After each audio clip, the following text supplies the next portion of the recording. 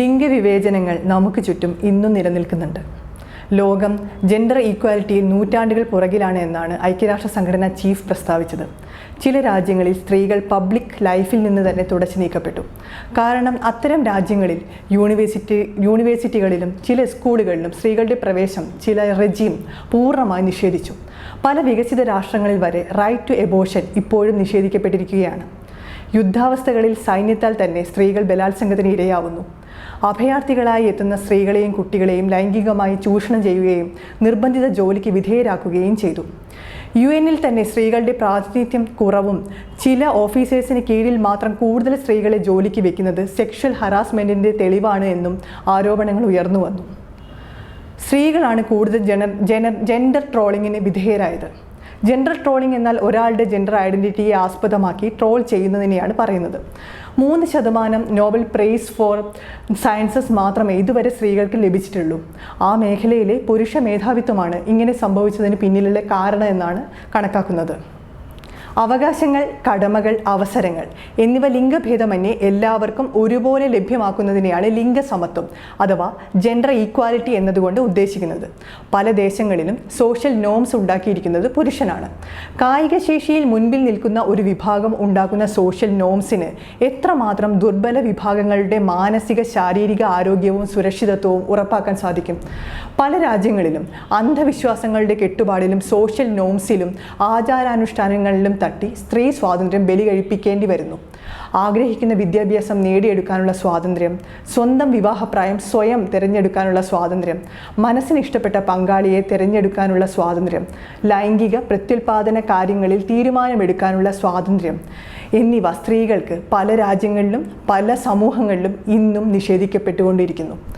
ലോകത്തെ ചെറിയ ശതമാനമാണെങ്കിൽ കൂടി ഗാർഹിക പീഡനം അനുഭവിക്കേണ്ടി വരുന്നു. പലയിടങ്ങളിലും സ്ത്രീ ജനിതക അവയവങ്ങളുടെ അംഗഭംഗം വരെ നടക്കുന്നു.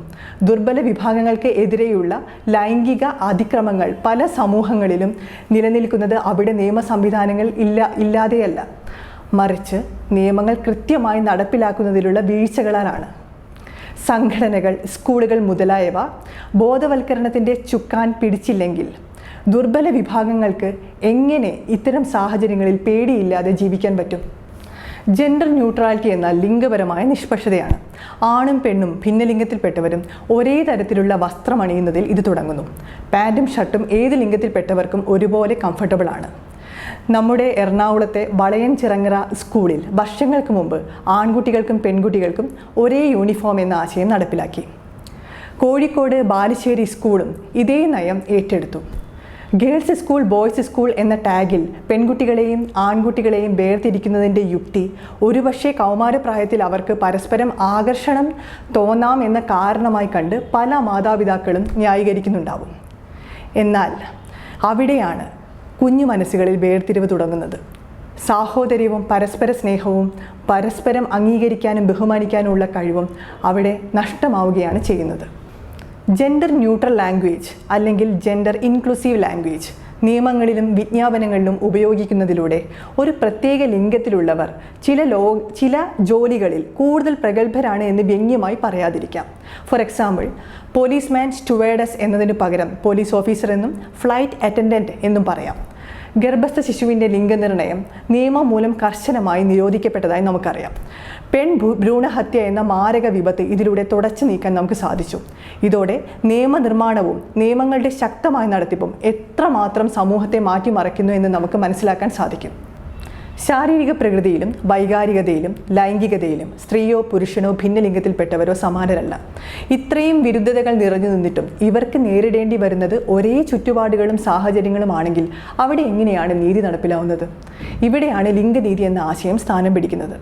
അവിടെയാണ് ദുർബല വിഭാഗങ്ങളുടെ സുരക്ഷയും പുരോഗമനവും ഉറപ്പാക്കാനുള്ള നിയമ സംവിധാനങ്ങളുടെ പ്രസക്തി. സ്ത്രീകൾക്കായി പ്രത്യേക സീറ്റ്, ടോയ്ലറ്റ്, സ്ത്രീകൾക്ക് ഭിന്നലിംഗക്കാർക്കും സുരക്ഷ ഉറപ്പാക്കാനുള്ള പ്രത്യേക നിയമങ്ങൾ എന്നിവ കേൾക്കുമ്പോഴുള്ള രോഷം ഇല്ലാതാവാൻ ലിംഗനീതി എന്ന ഈ ആശയം ഗ്രഹിക്കുന്നതിലൂടെ സാധ്യമാവും. മറ്റുള്ളവരുടെ ജീവിതങ്ങളെ അടിച്ചമർത്തി ചൂഷണം ചെയ്ത് ജീവിക്കുന്നതിനേക്കാൾ പരസ്പരം ബഹുമാനിക്കുന്ന, അംഗീകരിക്കുന്ന, ഒത്തൊരുമിച്ച് പ്രവർത്തിക്കുന്ന ഒരു സമൂഹമാണ് വാർത്തെടുക്കപ്പെടേണ്ടത്. നന്ദി.